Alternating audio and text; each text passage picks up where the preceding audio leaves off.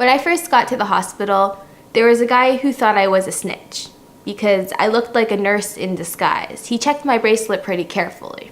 I think people have a pretty media-driven idea of what psych wards look like. But in reality, it's a lot of people, half of whom aren't allowed to wear their own clothes yet, sitting around playing Scrabble. My name is Leanne Simpson. I was hospitalized in winter 2013. And this is Spilt milk. And also, their faces look really similar.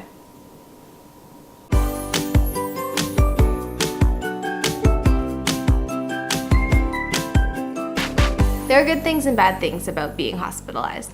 On my list of good things, Scrabble.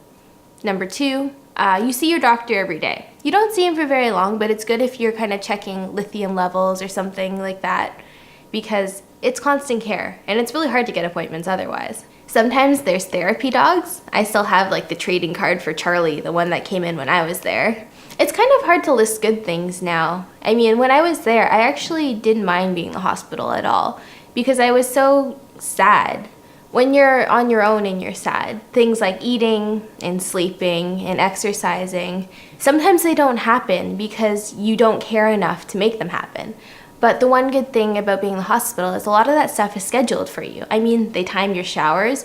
You have to go up to the track and exercise sometimes. Your meal times are predetermined. It's always pot pie. It takes a little bit of the load off. Some bad things, they time your showers. You have to do a lot of blood work. If you smoke, you can go down for smoke breaks, but if you don't smoke, you can pretend you smoke and wander around the country style and look at donuts. I think this is a hard video blog for me to shoot because I'm still not fully able to talk about what it was like to be in there. I remember missing playoff dodgeball and calling my captain from the hospital, which that's the funny thing. You can only get phone calls from this one phone. They take all of your stuff when you go in, which I was really mad about because I'm a writer, and they took my laptop, and I was like, how am I gonna write about this? And they're like, use paper, and I was like, no, bitch. I didn't actually say that. She was really scary. So there's only one phone, or 2 phones that are beside each other, and they're right in the middle of the hall, so everyone can hear what you're talking about.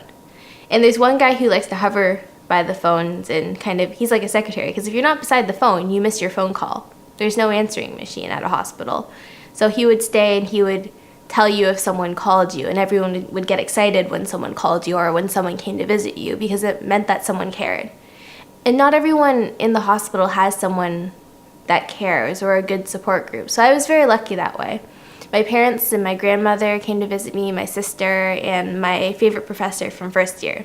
They came and I think they were a little scared, but at that point it kind of seemed normal to me, Of course they timed my showers. How would they know if I was using all the hot water? So I called my dodgeball captain to tell him that I wouldn't make playoffs. And I wasn't going to tell him where I was, but the number's different, right? You're not calling from your cell phone. And I ended up crying in the crowded hallway about how I was missing a dodgeball game because I was very, very sick. I think he was the first person I told that didn't know already. And I was worried that he would think that I was weird or treat me differently, but he didn't. He said, when can I come see you? I think having a good first experience telling someone has really shaped the way I've handled it. In my thesis proposal letter and my application to school, I told them that I was hospitalized and I wanted to write about it. And then they gave me a full scholarship. I mean, that doesn't always happen, but I think that being sick is part of who I am, and it also can make me better. Not better than other people, but better than before when I was afraid to say that I was sick.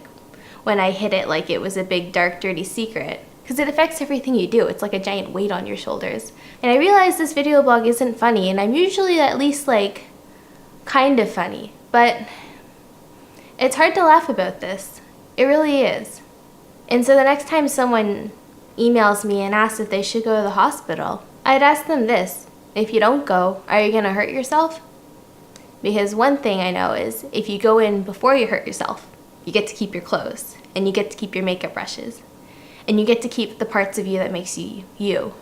If you wait and you hurt yourself, you're going to hurt yourself. You may not make it there. If you have any shadow of doubt that you're going to make it to tomorrow, go today. My name is Leanne, this is Spilt Milk, and we are out of here.